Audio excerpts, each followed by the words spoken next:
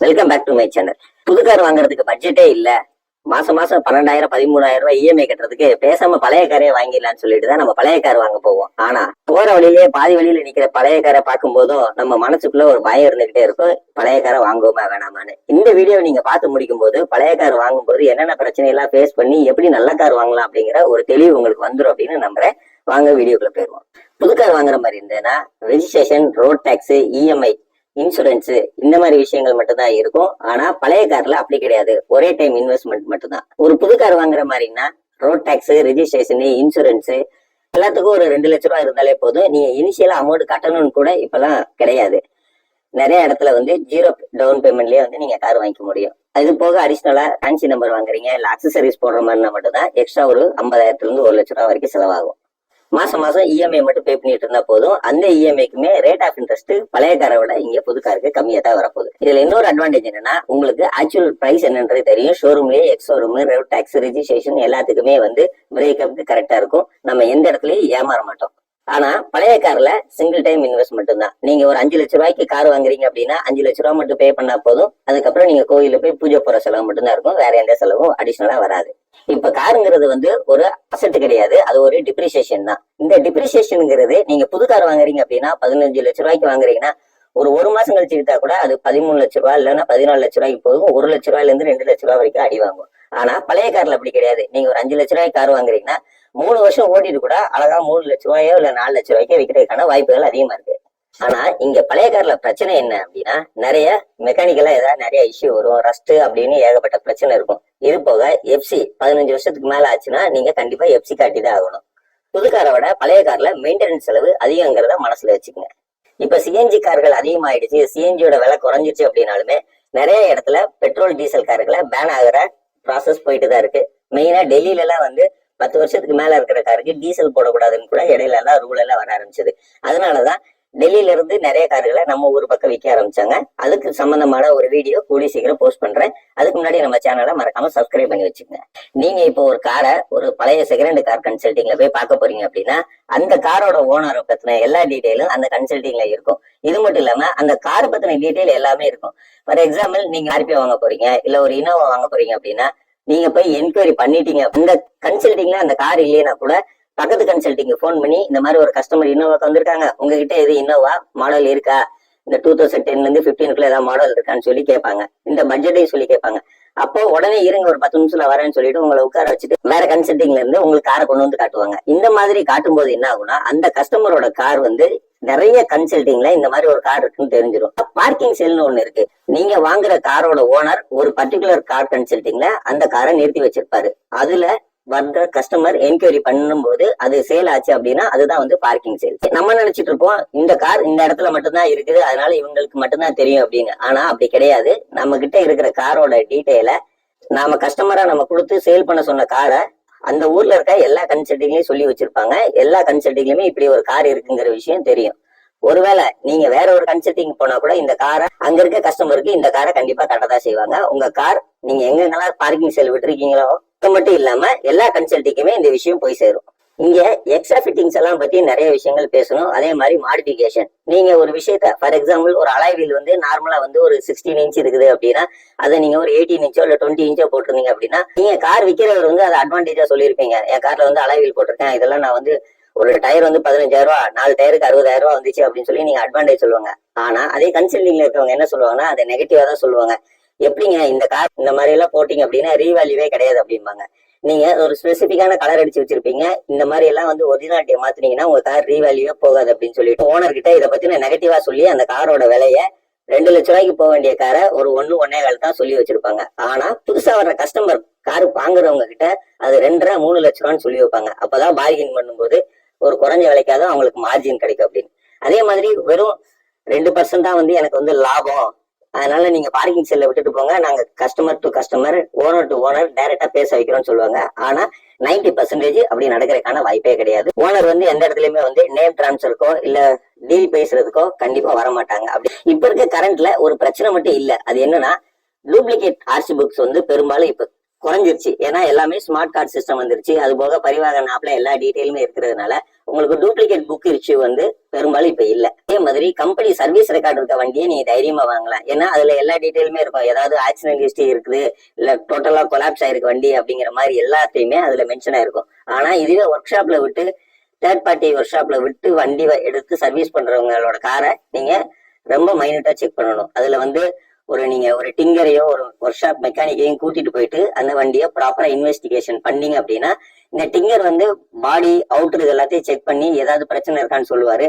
Mechanic வந்து clutch, gear box, வேற ஏதாவது வண்டியில இருக்க மெக்கானிக் பிரச்சனை ஏதாவது இருக்கான்னு பார்த்து உங்களுக்கு கைட் பண்ணுவாரு. இந்த விதமான காரை நீங்க கண்டிப்பா வாங்கக்கூடாது அப்படின்னு ஒண்ணு இருக்கு. ஒண்ணு, இந்த ஏசி வந்து ஒர்க் ஆகல, ஜஸ்ட் ஏசிக்கு கேஸ் மட்டும் ஃபில் பண்ணா போதும் வண்டி நல்லா ரன் ஆகும்னு சொல்லுவாங்க. ஏன் அதை அவங்களே ரன் பண்ணி வச்சுக்கலாம்ல? ஆனா பண்ண மாட்டாங்க. ஏன்னா அதுல கண்டென்சரு, காயிலு, ஃபில்டர்னு 1008 பஞ்சாயத்து இருக்கு. அதனால உங்ககிட்ட அந்த காரை தள்ளி விட்டாங்க அப்படின்னா தயவு செஞ்சு அந்த மாதிரி காரை வாங்காதீங்க.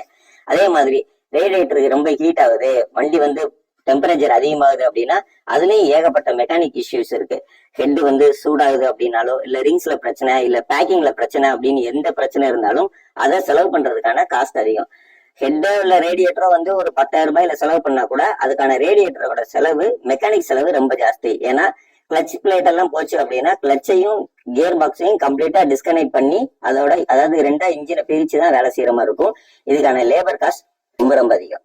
இன்ஜினோட முக்கியமான பார்ட்ல இந்த கிளச்சு, கியர் வந்து ரொம்ப இம்பார்ட்டன்ட். இதுல ஏதாவது ஒரு ஹம்பிங் நாய்ஸ் இந்த மாதிரி எது இருந்தாலுமே அதை தயவு செஞ்சு வாங்காதீங்க.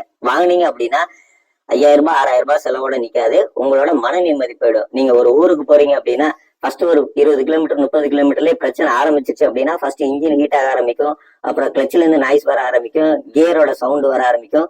நீங்க ஒரு 50-60 கிலோமீட்டர் போனதுக்கு அப்புறம் வண்டியை பாதியிலே நிப்பாட்டிட்டு உங்க ஃபேமிலி மெம்பர்ஸை நீங்க பஸ் ஏற்றி விட்டுட்டு நீங்க காருக்கு காவல் நிக்கிற மாதிரி ஆயிடும். அதே மாதிரி டயரை பாத்துங்க. சில கன்சல்டிங் விளம்பரம் எல்லாம் போடும்போது பாத்துருக்கிறேன், டயர் வந்து 30,000 கிலோமீட்டர் ஓடி இருக்கு, 90% இருக்குமாங்க. அது எப்படி 30,000 கிலோமீட்டர் ஓடின டயர்ல எப்படி 90% டயர் இருக்குன்றது தெரியல. அப்போ ஒரு டயர் என்ன 3 லட்சம் கிலோமீட்டரா ஓடும்? ஜிமிக் வார்த்தையெல்லாம் நம்பி ஒரு கார்ஸ் கன்சல்டிங்ல வீடியோ பார்த்துட்டு போய் கார் வாங்குறத முதல்ல குறைங்க. ஒரு நல்ல மெக்கானிக்கோ இல்ல உங்களுக்கு நல்ல புரிதல் இருந்தா மட்டும் பழைய கார் வாங்க போங்க. அதே மாதிரி சஸ்பென்ஷன் ஏதாவது கடகடன் அடி வாங்குது அப்படின்னா அதை பாத்துங்க. ஏன்னா வெறும் சஸ்பென்ஷன் மட்டும் போயிருக்காது, அதுல இருக்கிற கியர் ராட்ல பிரச்சனை இருந்திருக்கலாம், அதுல ஏதாவது ரஸ்ட் இருந்து அது ஃபுல்லி டேமேஜா இருந்திருக்கலாம். அந்த மாதிரி ஆகுதுன்னா நீங்க நிறைய செலவு பண்ற மாதிரி இருக்கும். மினிமம் 30,000 இருந்து 40,000 ரூபாய்க்கு பழைய காருக்கே செலவு வரும். 3 லட்ச ரூபாய் காருக்கு 30,000 ரூபாய் செலவுனா கிட்டத்தட்ட 10% நீங்க காரோட சஸ்பென்ஷன் மட்டுமே காரோட விலையில செய்யற மாதிரி ஆயிடும்.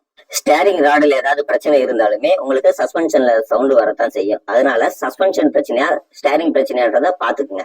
அந்த மாதிரி இருக்கிற காரை அவாய்ட் பண்றதே பெட்டர் தான். அப்புறம் முக்கியமா பார்க்க வேண்டிய விஷயம் இந்த ஓனர்ஷிப். ஃபர்ஸ்ட் ஓனர்னா நீங்க நம்பி தைரியமா காரை வாங்கலாம். இதுவே second owner, third owner, fourth owner, நாங்க ஃபேமிலிக்குள்ளதான் வந்து காரை மாத்திக்கிட்டோம் அப்படின்னு சொல்லுவாங்க.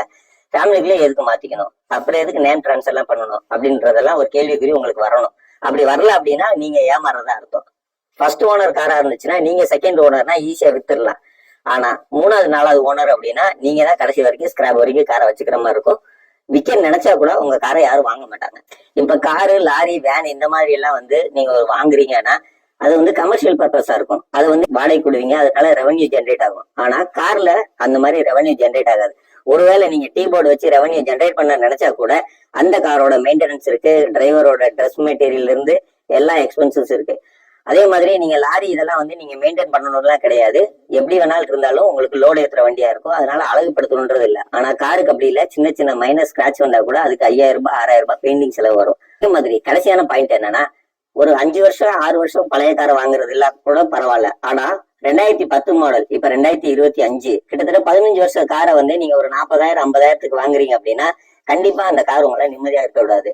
இது மட்டும் இல்ல, நீங்க அந்த வண்டியை வந்து ஸ்கிராப்புக்கு தான் போடுற மாதிரி இருக்கும். கண்டிப்பா அந்த காரை அடுத்தவங்களுக்கு விற்க முடியாது. ஏன்னா 16வது வருஷம் ஸ்டார்ட் பண்ணும்போது கண்டிப்பா நீங்க எஃப்சி காட்டியே ஆகணும். எஃப்சிக்கான ப்ராசஸ் காஸ்ட் மொத்தம் கிடையாது. அந்த வண்டியை மெயின்டைன் பண்ணி நீங்க புது வண்டி மாதிரி கொண்டு போனா மட்டும்தான் ஆர்டிஓ சைன் பண்ணுவாங்க. அதுக்கப்புறம் தான் நீங்க ரோட்ல ஓட்ட முடியும். நீங்க கார் வந்து கம்மியான விலை கிடைக்குது இல்லப்பா, 2 வீலரே 1.5 லட்ச ரூபாய் விற்கும் போது வெறும் கார் 40,000 ரூபாய் கிடைக்குது, இது நமக்கு லாபம் தானே அப்படின்னு நினைச்சீங்கன்னா கண்டிப்பா அது உங்களை நீங்களே ஏமாத்திக்கிற மாதிரி இருக்கும். நீங்க 1 லட்ச ரூபாய்க்கு பைக் வாங்குறீங்க அப்படின்னா அது புது பைக்கா இருக்கும், ஒரு 125 சிசி வரைக்கும் இருக்கும். ஆனா நீங்க 1.5 லட்ச ரூபாய்க்கு நீங்க கார் வாங்குறீங்கன்னா அது 1000 சிசியோ 800 சிசி காரோ தான் இருக்கும். உங்களுக்கு பவர் கிடைக்காது. புது வண்டியை 2 வீலர்ல கம்பேர் பண்ணிட்டு பழைய வண்டியை கார்ல கம்பேர் பண்ணுவாங்க. ஏதோ ரொம்ப அதிபுத்திசாலித்தனமா டூ வீலரே இப்பெல்லாம் 1,00,000 வருது. நான் 40,000 கார் வாங்கிட்டேன் அப்படின்னா அது புது வண்டி, இது ரொம்ப பழைய வண்டி. இது நீங்க கடைசியா விற்கலாம் ஸ்கிராப்புக்கு தான் போடுற மாதிரி இருக்கும். அந்த வண்டி யாரும் வாங்க மாட்டாங்க. இதுதான் இந்த ரீவேல்யூ. நீங்க ஒரு ஃபர்ஸ்ட் ஓனர் காரை செகண்டா வாங்குறீங்க அப்படின்னா சீக்கிரமா காரை வித்துடலாம்.